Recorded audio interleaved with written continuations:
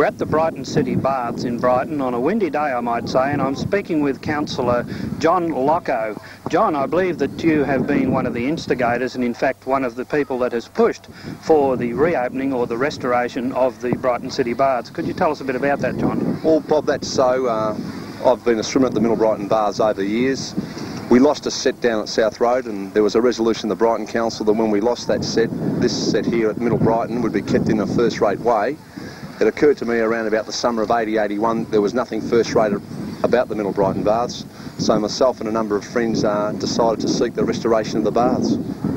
That's very good, John, and judging by the people here today and the turn-up, I might add, that it seems to be a very popular thing. I think we're going to see more people than the regular iceberg swimming here.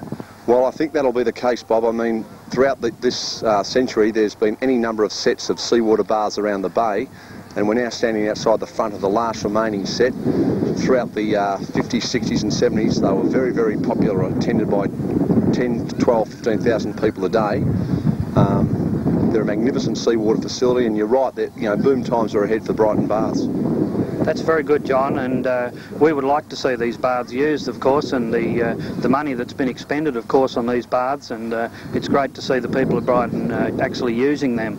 And could you tell us, John, how long ago were the Brighton Baths actually built in the first place? Well, Bob, before I answer that question, on the money point of view, the contract price was $420,000, and the way these baths have been designed, they've been designed to minimise the effect of the sea and the elements against the structure, and you'll find that we've got value for money in terms of the number of years these baths will be here. And if you amortise a contract price of $420,000 over 60 years, well, virtually it's peanuts.